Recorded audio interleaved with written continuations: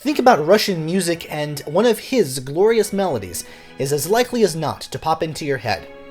I'm the classical nerd, and today we're talking about Pyotr Ilyich Tchaikovsky.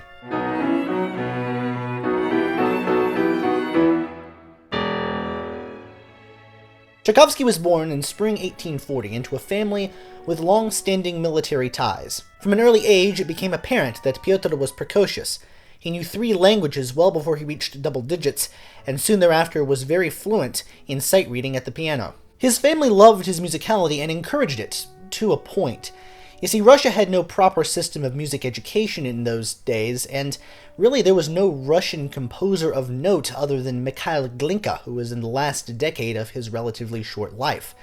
Musicians were considered to be on the lower end of the social class spectrum. Despite Pyotr's clear talent and love for music, his parents, and you really can't blame them, didn't see it as a viable career option for him given the lack of music education opportunities. At that point, there were no conservatories anywhere in Russia. They decided, and again, it's hard to blame them, that he'd be better off as a civil servant. And so they packed him up and sent him off to St. Petersburg, about 1,000 miles away, at the tender age of 10. Pyotr was close to both his mother and his governess, and his separation from them caused intense anxiety and emotional instability, which was further complicated when his mother died of cholera when he was just in his early teens. He attempted to express this grief through music. He'd written some juvenilia, and some of this was indeed salvaged by his governess, but this really marks the beginning of his compositional career. He continued to play music as entertainment for social events for his friends, but again this was considered lower class. He just did it for entertainment purposes, and his friends really didn't see him as the next great prodigy. His father, who contracted the same cholera that killed his wife but survived, eventually reconsidered his son's wanted career in music, and he asked several musicians for their opinion, but the consensus was that Pyotr should stick to his planned career in civil service. In reality, musicians were so peeved at the low status they held within Russia that they didn't want to wish that career on their worst enemies. But things were changing culturally speaking, and with the rise of Russian music came a cultural clash. Composer and pianist Anton Rubinstein wanted to bring the Conservatory model to Russia, which was met with severe backlash.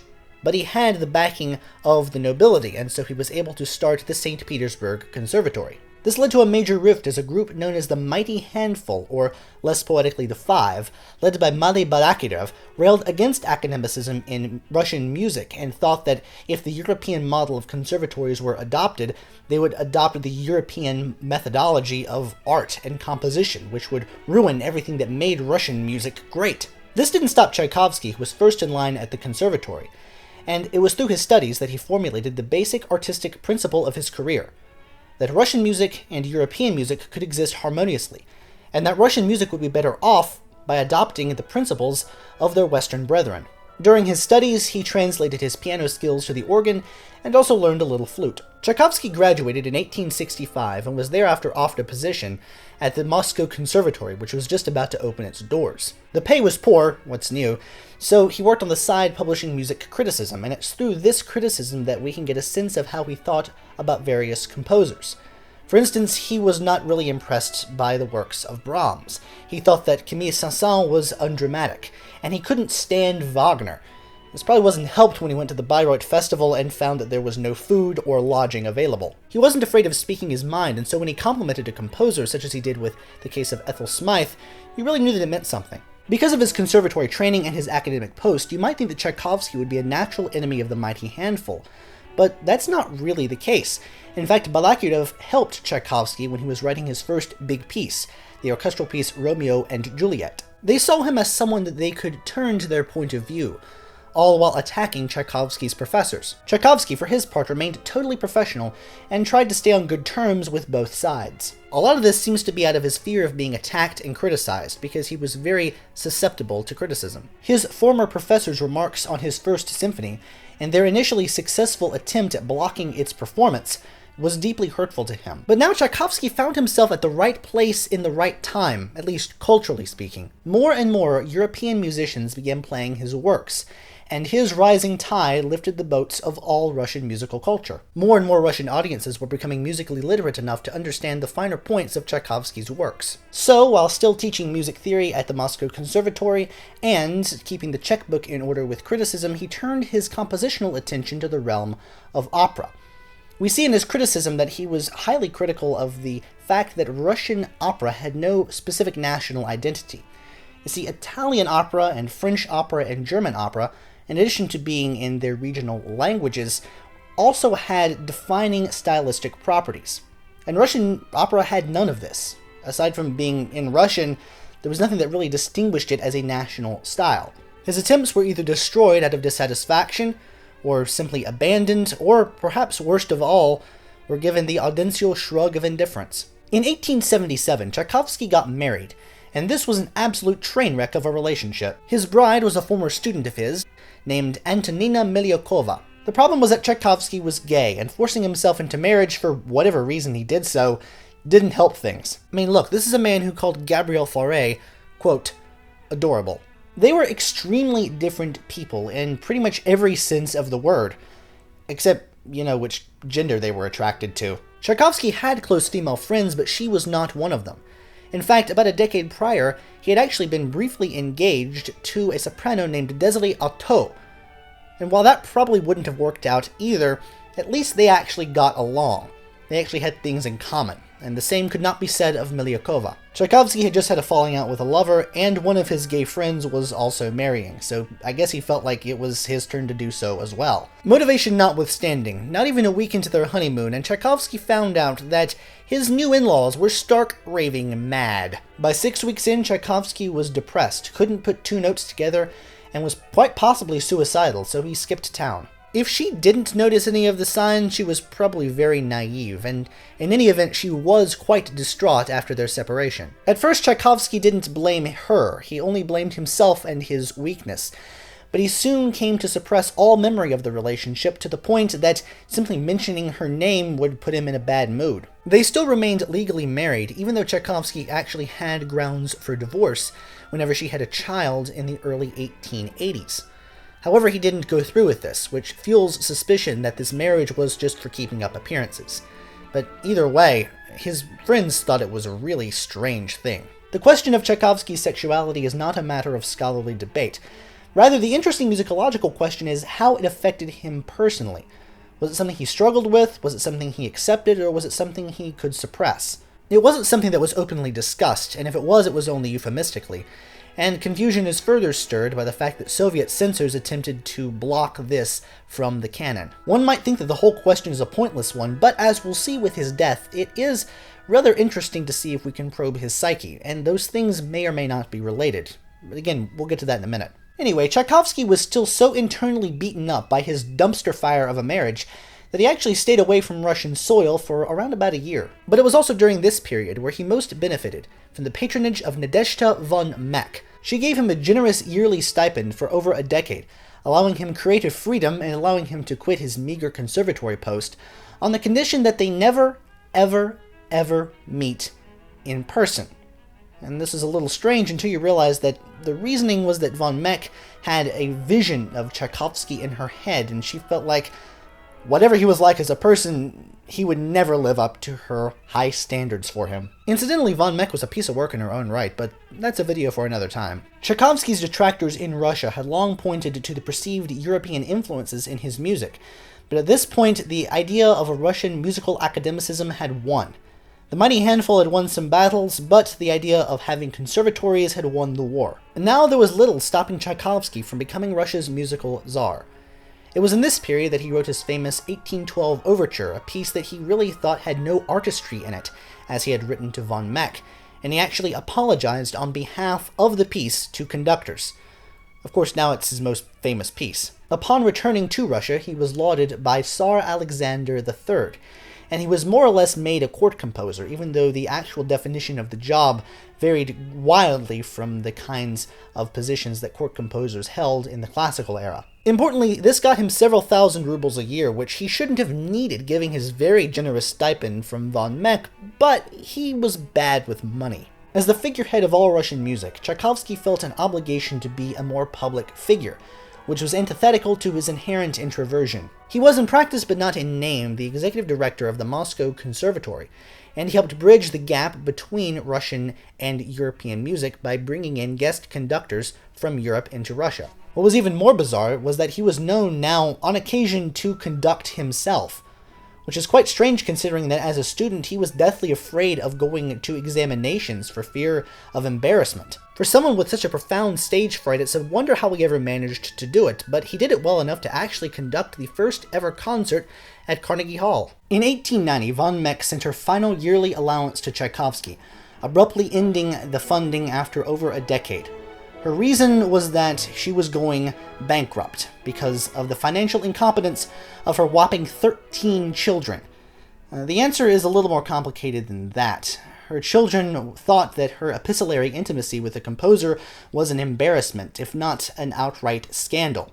Also, she had advancing tuberculosis, and it was necessary for her to acquiesce to her family's wishes. But regardless, not only was the money cut off, but also this emotional steam valve, which was very important to Tchaikovsky, was no longer there either. In October 1893, Tchaikovsky conducted the world premiere of his Sixth Symphony, nicknamed the Pathétique. Within 2 weeks he was dead, at the age of 53, under some highly mysterious circumstances. He died of cholera like his mother. The interesting question is whether or not it was suicide. He was, as mentioned earlier, very close to his mother, and for 40 years he was deathly afraid of contracting cholera, which makes it really kind of questionable why he would choose to drink unboiled water, especially considering that the city was in the midst of a cholera outbreak. That he would choose to do so indicates at least a certain level of knowledge as to what he was doing. There's a lot of speculation here, and as a result I'm not going to go into the fine details of everything, but it's important to know some of the theories and why nothing really adds up. Regardless of whether or not it was suicidal, if he actually got unboiled water at a restaurant, how did he do so against all regulations, considering that, again, there was a big outbreak going on? Was it contracted at a restaurant, or did he drink it himself? And if it was suicide, why choose cholera as the method? For one thing, even in the midst of an outbreak, there's no guarantee you could get it after drinking 1 glass of unboiled water.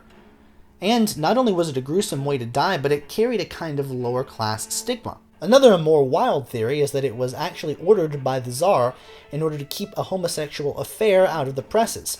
But this really doesn't add up either. His was a fairly well-kept secret, even though him and his music were occasionally derided by critics as being feminine. Or perhaps he drank it in a fit of pique when he realized that his love for his nephew, the dedicatee of the Pathétique, would never go reciprocated. This is especially interesting because dedicatees of pieces are often those individuals without whom the piece could not have been written. One of the more unique and romanticized things to come out of this gruesome speculation is the actual nature of the Sixth Symphony itself, and if it was a musical suicide note.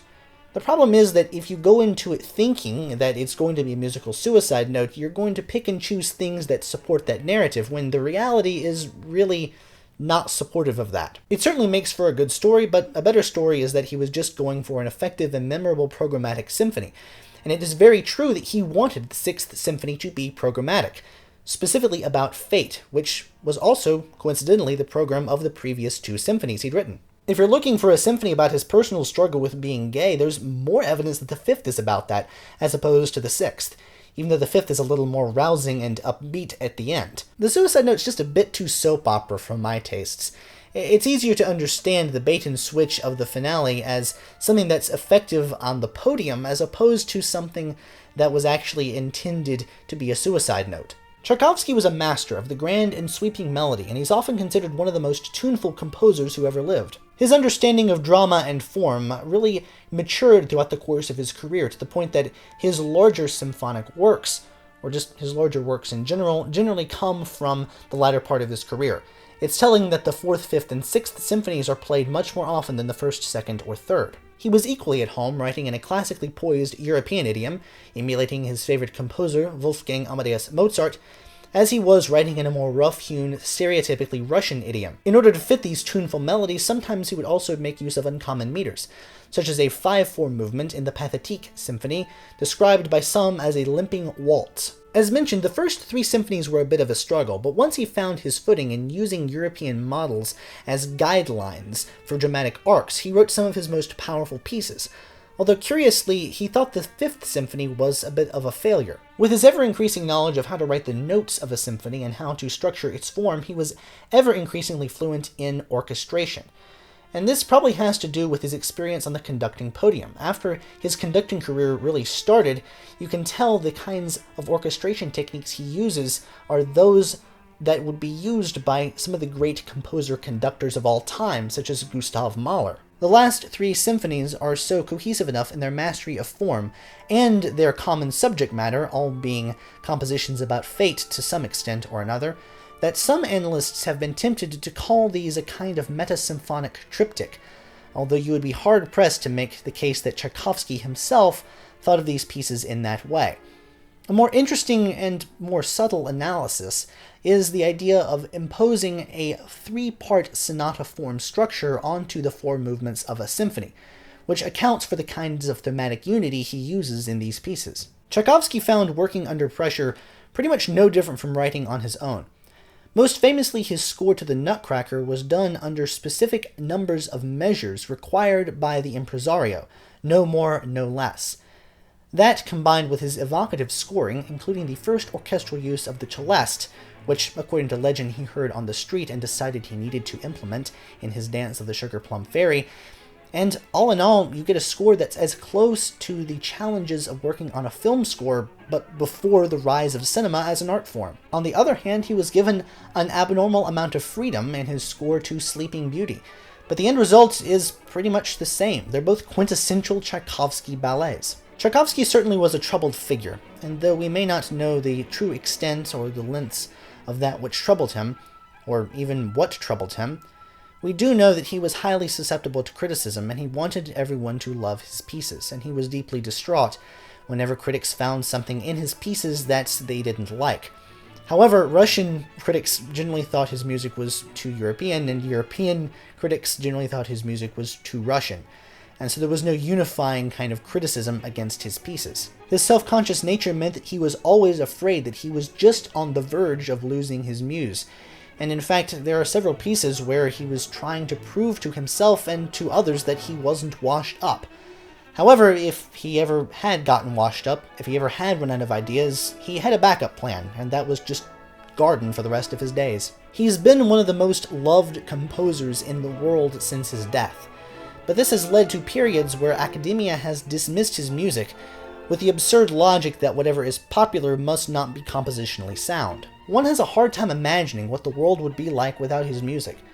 What would an outdoor festivity be without the 1812 Overture and fireworks synced up to it during the 4th of July? And what would the Christmas season be without endless productions of the Nutcracker in your local area? But even though we now know his music best from really a small subset of his overall work, he is extremely important not just to the history of Russian music, but to the history of Western music altogether, as he was one of the key figures which bridged the gap between East and West.